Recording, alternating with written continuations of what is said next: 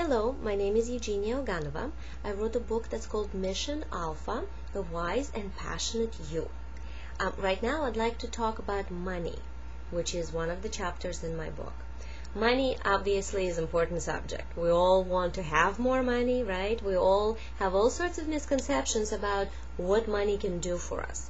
We tend to think that if we only had money, all our problems will magically go away. Obviously that is not so.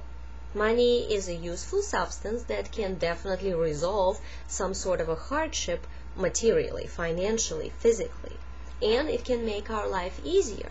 But with the same potency, it can also make our life much harder if we don't know what to do with it, or if we don't handle it correctly. So one of the main things that we have in our idea about money kind of backwards is that we think we can make it. Really, everything in the universe already exists. It's already there.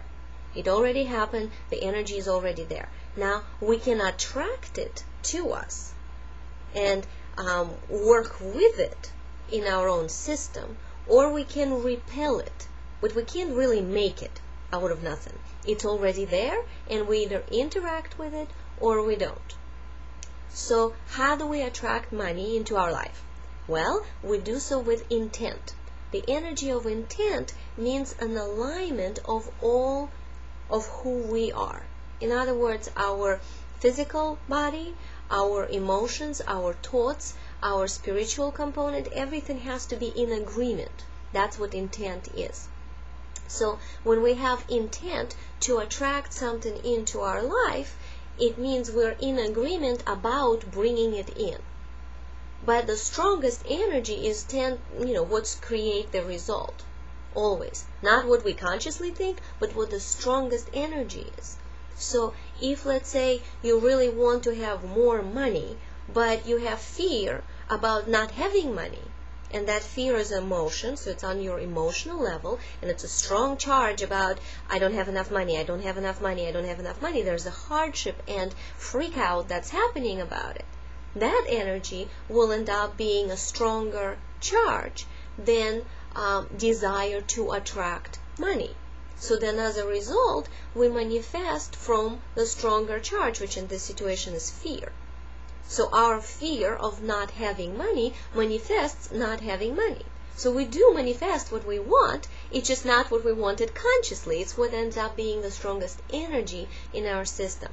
I know this could be very confusing, but this is an example of how we can be out of alignment with ourselves when we think we're intending to make more money, and instead we end up with not having money. So in order to attract something to us, we have to first acknowledge that it's already there.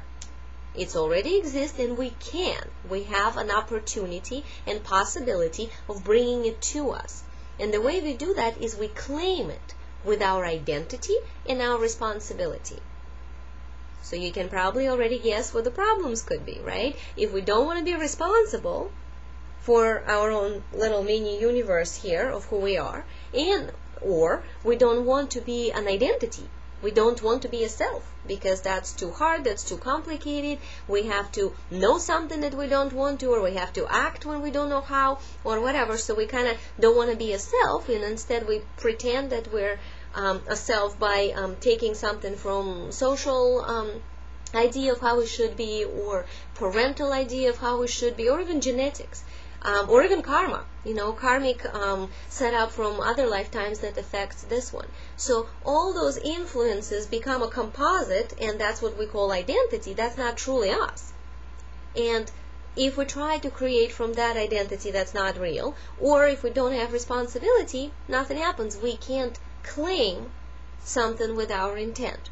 So that's why when we want something and we seem to do all the things right and it doesn't happen, and we get really frustrated and we wonder, how is it possible? I did everything right and it didn't work. Well, that simply means that there's some other component of you, either in identity or in a responsibility department, that was not in alignment with the intent to generate more wealth. So if we want more money in our life, that means we have to be able to work with the energy of responsibility in our life and the energy of identity.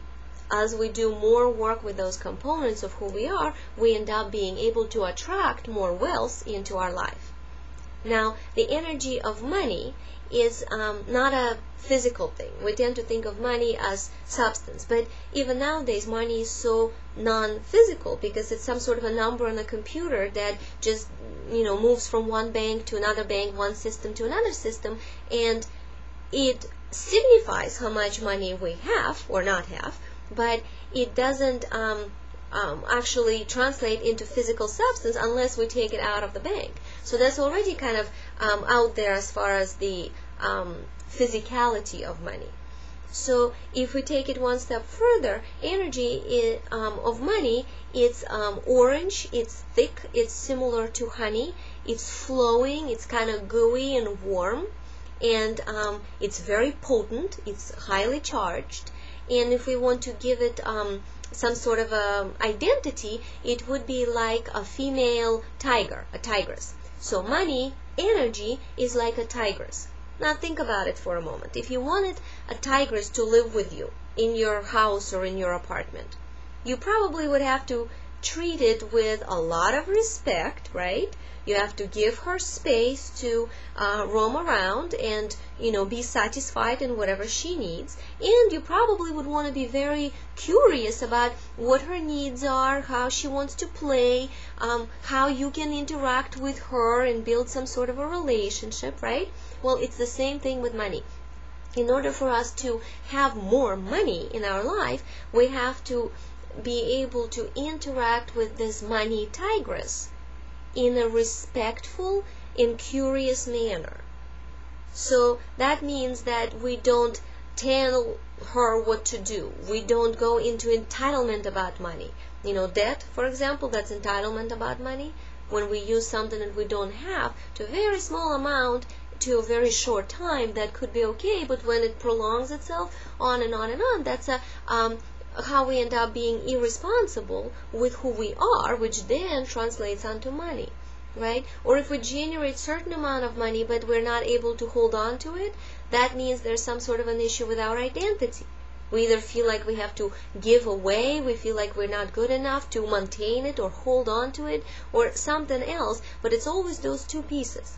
So if we want more money, we have to work with our identity issues and our issues with responsibility, and we can go into the energy of curiosity and respect, and then the money tigress chooses to live around us and support us, and we end up in a balanced intent, so we attract to us the wealth that already exists in the universe for us. So this information is in my book, Mission Alpha, The Wise and Passionate You. You can purchase it on Amazon.com by typing in my name, Eugenia Oganova, and there's also a website, www.energypulsesource.com. Thank you. Bye-bye.